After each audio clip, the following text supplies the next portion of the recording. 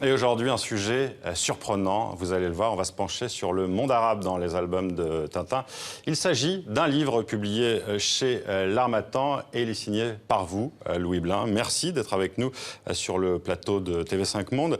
Vous êtes consul général de France à Djeddah et vous êtes aussi expert en tintinophilie. Alors d'abord, Louis Blin, comment vous est venue cette idée de livre ?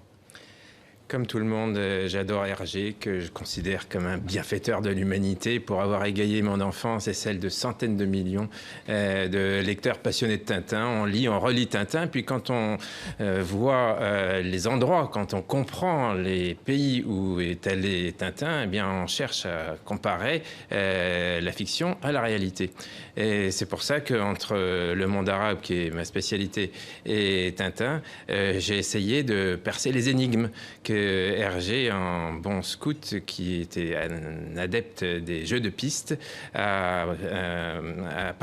Hergé a parsemé les albums de Tintin qui sont dans le monde arabe, notamment en Arabie.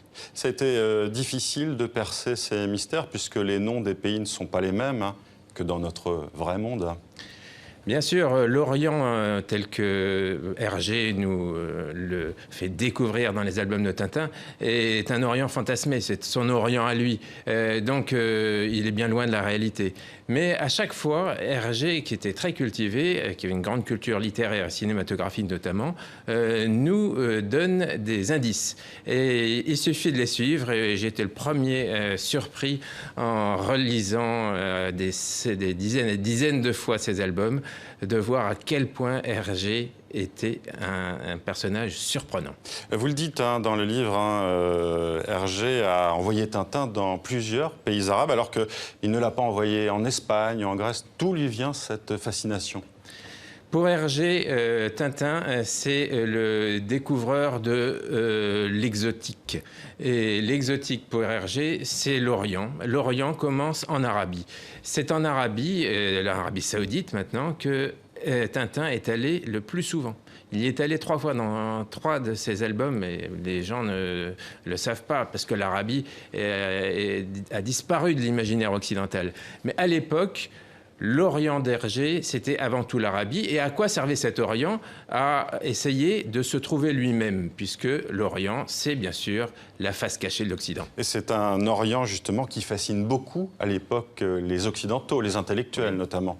Bien sûr, les inspirateurs d'Hergé, c'était notamment les grands journalistes, reporters Albert Londres et Joseph Kessel, mais aussi des écrivains qui avaient composé sur la mer Rouge de très belles pages, aujourd'hui oubliées malheureusement, et qu'on gagne à redécouvrir via notamment Hergé, qui est un orientaliste comme un autre. Alors, il y a quelque chose d'intéressant, et c'est malheureusement la dernière question, c'est la question du traitement des Arabes, notamment par rapport aux Africains. Oui. On connaît les accusations de racisme dans Tintin au Congo, notamment. Il y a un chapitre qui est consacré. Bien sûr.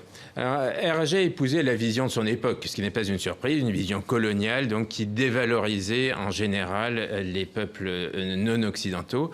Donc, à juste titre, certains croient qu'il était raciste. Mais non, à l'époque, tout le monde l'était, ou presque. Il n'était pas raciste, agressif, comme on a pu l'être, surtout dans les années 30. Il avait une vision dévalorisante, mais qui était tempérée par un humanisme profond. C'était un artiste qui aimait l'autre et il avait des héros arabes, notamment le jeune Abdallah, qui, grâce à lui, a été l'ami de centaines de millions de petits Européens. Un ami imaginaire, mais qui montre bien que Hergé n'était pas raciste. Merci Louis Blin. Je rappelle que votre livre « Le monde arabe dans les albums de Tintin » est publié chez L'Harmattan. C'est un livre très documenté et très précis. Merci d'avoir été avec nous. Merci pour votre intérêt.